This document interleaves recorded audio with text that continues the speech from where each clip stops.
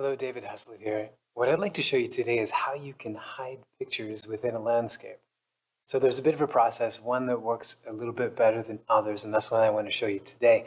First, we're going to try to come up with an idea of what to hide, then draw the hidden picture, then draw what's hiding it. So here we go. This picture you see over here, you'll notice a landscape with a tree that's forked in the middle going two ways. This little car here is an ice cream truck. If you can see that, ice cream, which gives you a bit of a clue as to what's hidden. So if you don't see it yet, why don't you pause this and take a look. So how do you do it? How do you hide something in the background? Well, this example I did as a demonstration for one of my classes, but I'm going to show you in charcoal today a little bit about the process.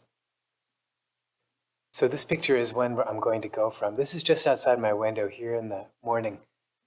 I have this mimosa tree, and you'll notice this V-like shape. To me, that looks a lot like an ice cream cone. So I've got my idea. I've got where I'd like to hide this. I have an idea of what I'd like to hide there. Some kind of angular form shown in between the branches. This is what we call negative space, the space in between. Positive space would be the actual tree right here. So number one, I've looked to see what I can hide using my imagination. Number two, I'm going to draw what I would like to hide. So here we are with a piece of paper, a bit of charcoal. I like to do charcoal because it's fast. And I'm going to draw an ice cream cone. So I could look up a picture. I'm going to try to keep it simple today by just doing this V-like shape for the cone, maybe a waffle cone, and then this oval-like shape here, oval, roundish. For the cone itself, maybe it has some different parts because it's just been scooped, and maybe this waffle cone will have a little bit of a pattern. I'm not going to worry too much about the details right now of what exactly it looks like, because mostly this is a placeholder. I've got this here so that I can draw other things around it and begin to hide it. So now what I need to do is I need to look at that mimosa tree where I first got my idea. So looking at this mimosa tree, here's that V-like angle. Maybe I'll make it a little bit wider just to fit that mimosa tree a bit more. I can smear it with a finger here. I notice it's a little bit rounded over here, the base of that tree, and then it takes some angles over here. Now, I'm looking for some curve shapes. I can see a little bit of curve over here on the left, that other tree. There are a few small branches of curves. I'm going to try to imitate that, but on a larger scale when I do this part of the ice cream cone. So let me scoot this down over here. I'm going to have a small branch. The way that you can make this work is borrowing lines. So this side of the ice cream cone is going to be a borrowed line from the trunk, going down over here. And this on the right side is going to be a borrowed line from that right side of the trunk that's a little bit thinner. Now I need to make it not so straight so it looks a little bit more realistic, like a branch. I'll have this curving off to the right. And here I'm going to have a smaller branch.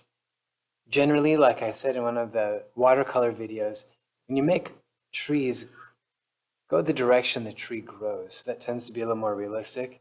And it helps remind us how to make these branches flow in the right direction. I'll also do some different lines that get smaller and smaller. As I draw more, that just helps remind me. Oh, here's something else too. Overlapping branches. I always have to remind myself of this. Overlap. I'm going to go for a bit of shading. Now, when I took this picture, it was just a few minutes ago. This is early morning.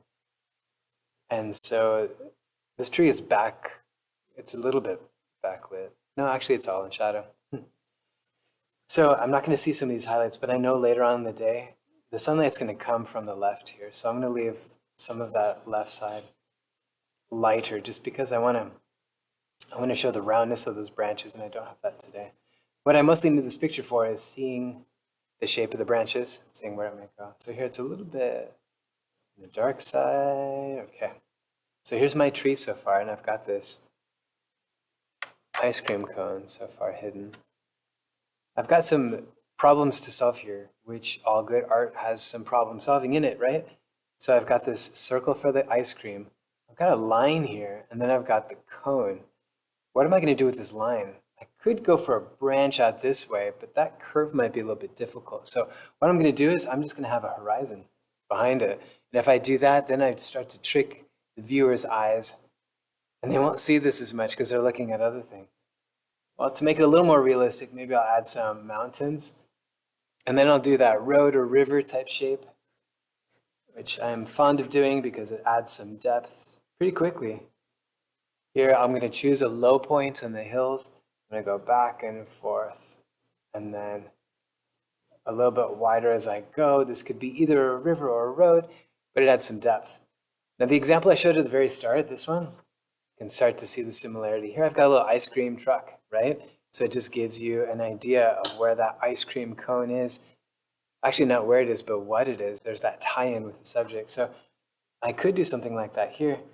I'm going to draw it with roughly a 2-point perspective. If you haven't tried that before, it's a lot of fun. I've got some videos on that. And I could draw a truck here. Now, charcoal isn't very exact thing, so I'm just going to leave it like that. Okay, there's my truck. Here's my tree with the ice cream cone. Now, this is still coming out quite a bit, so as in showing up so much. So what I need to do is I need to hide it further. I could have some other trees that are similar. Maybe I'll draw one on this side and go for a little bit of a natural frame here, where I've got this tree and I'm trying to draw the eye in the middle over here, kind of like a door or like a window. It's going to add psychologically some interest. Going the direction the tree grows, trying to go smaller branches, overlapping. That works pretty well. This is bringing the viewer's eye right here. It's distracting a little bit, but I still have those lines on the cone. So what am I going to do? Maybe some texture around here. That looks like really tall grass. Maybe I'll just mute that a little bit. But if I have some of that texture, maybe I'll add some contrast, like a stripe on this.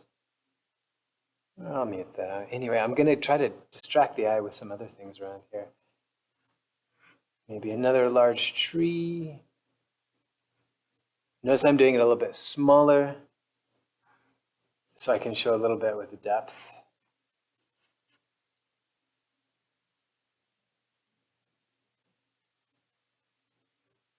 Smaller branches as I go up here. They're starting to be hidden a little bit better.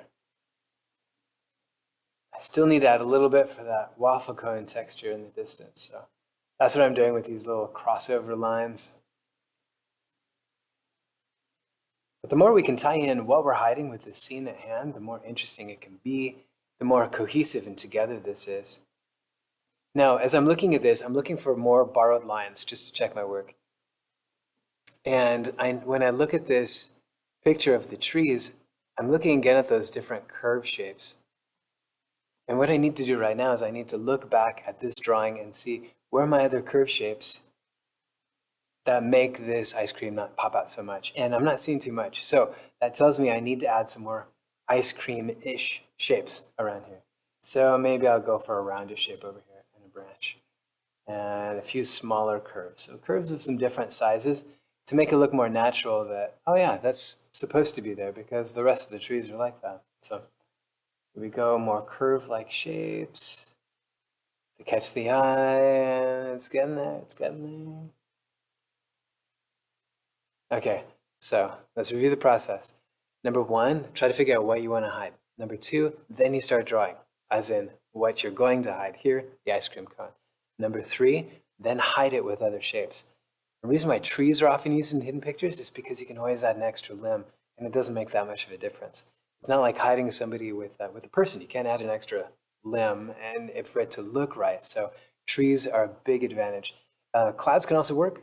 And if you want to go for something like clouds, that would be hidden more with shading. what we'd call value, the lightness or darkness of something. And that needs another demonstration. So here I'm concentrating on the line way of holding things. Hopefully looking at this demonstration helped a whole lot in figuring out how you too can hide different images in a background for a good surprising effect and a little bit more depth of meaning.